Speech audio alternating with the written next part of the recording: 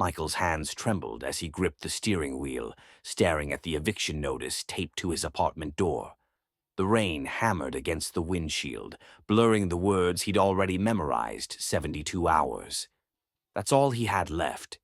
He closed his eyes and whispered into the silence, "God, if you're listening, I need a miracle." Have you ever felt like the universe was conspiring against you? Like every door you knocked on slammed shut before you could even speak? This is Michael's story, a man who lost everything he thought defined him, only to discover that sometimes life has to break you completely before it can remake you into who you were always meant to be. If you've ever doubted whether you could start over, stay with me. This story might just change everything you believe about second chances. 10 years. Michael had given 10 faithful years to Consolidated Media, climbing from intern to senior account manager.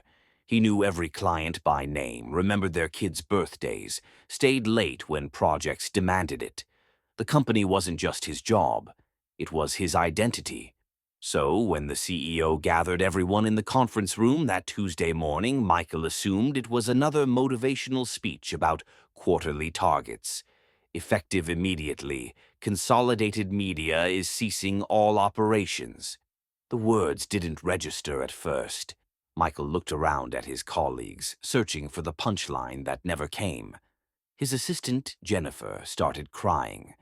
Tom from accounting just stared at his laptop screen like it might offer an alternative reality.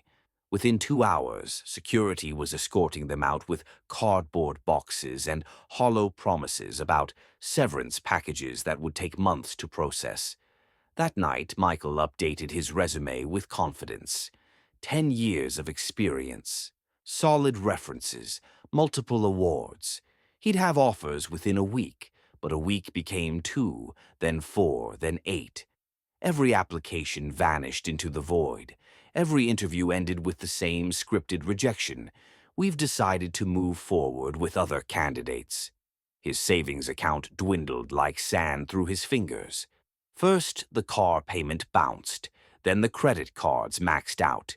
Then the landlord's patience ran dry.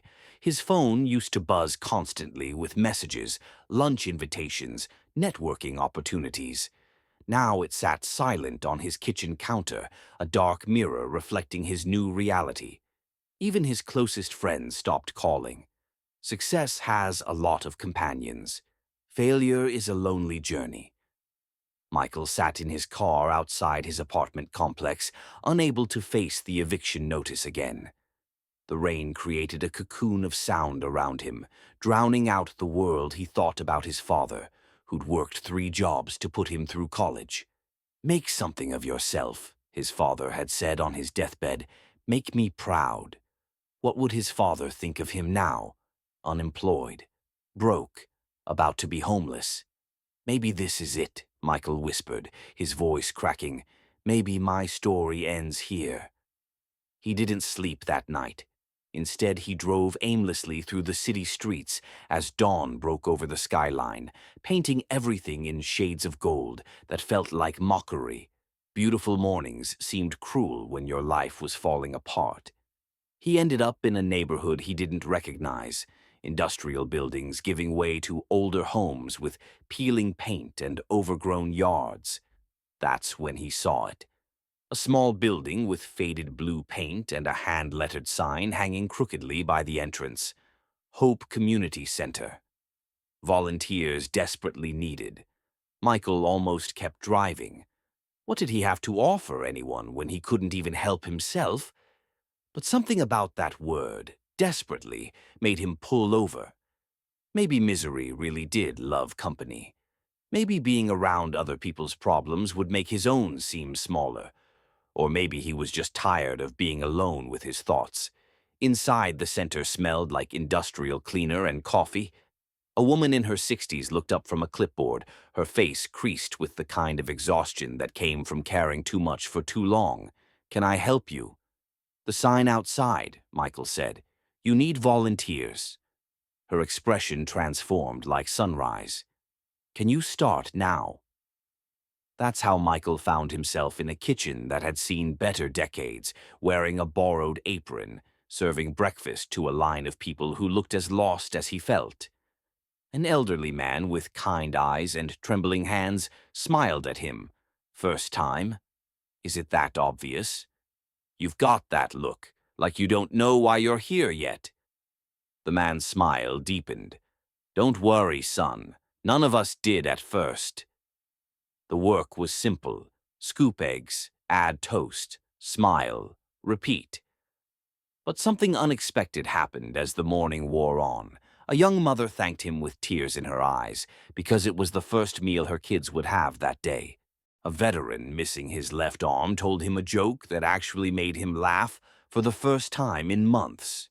A teenage girl asked if there were seconds, and when Michael piled her plate high, she looked at him like he'd handed her the world by noon. His feet ached and his back hurt, but his chest felt lighter than it had in months. The director, Maria, found him cleaning tables. You're good at this. At wiping tables? At seeing people. She gestured to the now empty dining room. Most volunteers see problems to solve or charity cases to feel good about. You see people. That matters. Michael came back the next day, and the next. He told himself it was just something to do, a way to fill the empty hours between job applications and rejection emails. But the truth was messier than that. In this rundown community center, serving food to strangers who society had forgotten, Michael felt something he hadn't felt at his corporate desk in years. He felt useful. He felt human. 3 weeks in, Michael was reorganizing the pantry when he overheard Maria on the phone. I understand you're cutting funding. Yes, I know about the budget crisis, but if we close, where do these people go? Her voice broke. They go hungry. That's where they go. That night, Michael couldn't sleep. He kept thinking about the faces he'd come to know. Marcus, the veteran who told terrible jokes, but always made sure the new people felt welcome. Little Sophia, who drew pictures of rainbows on napkins. Mr. Chen, who'd worked as a chef before arthritis stole his livelihood. What would happen to them if the center closed? An idea began forming, reckless and impossible. Michael had no money, no connections anymore, no business experience beyond corporate accounts. But he had 10 years of project management skills and a kitchen that was about to sit empty.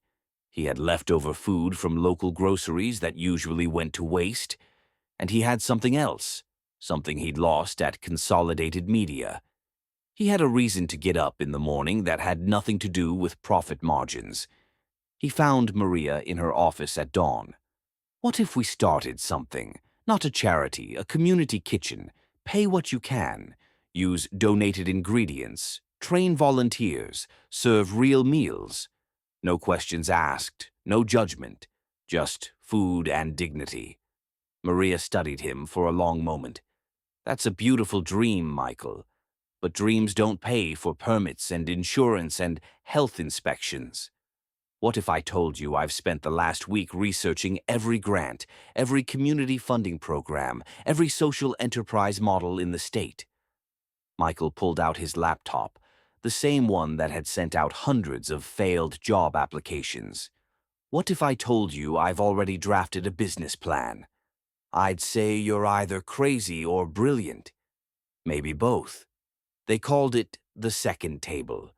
The name came from Mr. Chen, who explained in his gentle way that in his culture the best hosts always set a second table, ready for unexpected guests who might be hungry. Everyone deserves a seat at the table, he said simply. The first month was chaos. The health inspector found 12 violations. The ancient stove broke down twice. Michael burned through what remained of his savings just keeping the doors open. There were nights he slept on the kitchen floor because he'd been evicted and had nowhere else to go. His old colleagues would have been horrified to see him scrubbing floors at midnight. But Michael had never been happier. Because something magical was happening, word spread through the community like wildfire. People came not just to eat, but to help.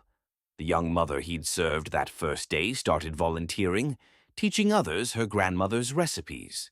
Marcus organized a volunteer security team. Sophia, the little girl who drew rainbows, started a children's corner where kids could do homework while their parents ate 6 months in. A local food blogger stumbled upon the second table and wrote a review that went viral. "This isn't a soup kitchen," she wrote. "It's a revolution in how we think about community, dignity, and second chances." Donations poured in. Then local restaurants started sending their surplus ingredients. A culinary school offered to have their students volunteer for training credit. Television cameras showed up. Michael found himself being interviewed, telling the story he never imagined living. The reporter asked, "What made you start this?" Michael thought about that morning in his car, the eviction notice, the whispered prayer for a miracle. "I didn't start this to help other people," he admitted. "I started it because I was drowning and I needed something to hold on to. Turns out, when you reach out in the dark, sometimes you find other people reaching back."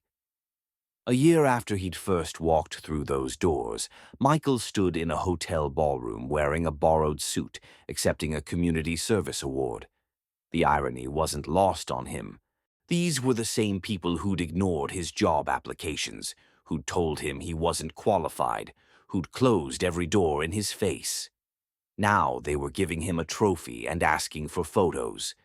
During his acceptance speech, Michael saw Maria in the audience, tears streaming down her face. He saw Marcus, Mr. Chen, Sophia with her mother. These were his real reward, not the glass trophy that would gather dust on a shelf. "A year ago, I thought my life was over," Michael told the room. "I'd lost my job, my apartment, my sense of purpose. I was so focused on getting back what I'd lost that I couldn't see what I was being given, a chance to build something that actually mattered. A chance to be part of something bigger than quarterly earnings and performance reviews. Sometimes God doesn't close one door and open another. Sometimes he burns down the whole house so you can see the sky." After the ceremony, a woman approached him. She wore an expensive suit and carried herself with corporate authority. "Mr. Michael, I'm the Director of Community Outreach for Morrison Industries. We'd like to discuss funding for a second table expansion. How would you feel about opening 5 more locations across the state?" Michael looked past her to where his team was gathered, laughing and celebrating. A year ago, this offer would have felt like salvation. Now it just felt like a beginning. "Let's talk," he said. "But I need you to understand something first. This isn't about scaling a business model. It's about feeding people and giving them their dignity back. If you can't respect that, then we have nothing to discuss." She smiled. "That's exactly why we want to work with you." Today, the second table operates in 12 cities. They've served over 100,000 meals and trained hundreds of volunteers who've gone on to start their own community initiatives. But Michael's favorite part isn't the numbers or the recognition or even the expansion. It's the Tuesday mornings when he still puts on an apron, serves breakfast, and talks to people who remind him where he came from. Last Tuesday, a young man came in. Michael recognized the look immediately. The hollow eyes, the defeated posture, the invisible weight pressing down on his shoulders. "First time?" Michael asked, handing him a plate. The young man nodded, unable to speak. "I know this feels like the end," Michael said quietly. "But what if it's actually the beginning? What if you're exactly where you're supposed to be? If you're watching this and feeling like you've lost everything, like there's no way forward, like your story is over, I want you to hear this. Second chances don't always look like opportunities falling into your lap. Sometimes they look like hitting rock bottom and finding the courage to start climbing. Sometimes they come disguised as disasters, as closed doors, as prayers that seem unanswered." Michael thought he needed another corporate job. What he actually needed was to lose everything so he could discover who he was without the title and the paycheck and the illusions of success. Your second chance might be waiting in a place you'd never think to look. It might be hiding in your darkest moment, in the thing you're most afraid of, in the loss that feels like it's destroying you. Don't give up. Don't stop reaching. Because second chances come when you least expect them. And when they do, they change everything. If this story moved you, hit that subscribe button. Share it with someone who needs to hear that their story isn't over. Drop a comment telling me about your second chance. And remember, you're not just watching stories here, you're part of a community that believes in transformation, redemption, and the power of starting over. See you in the next one.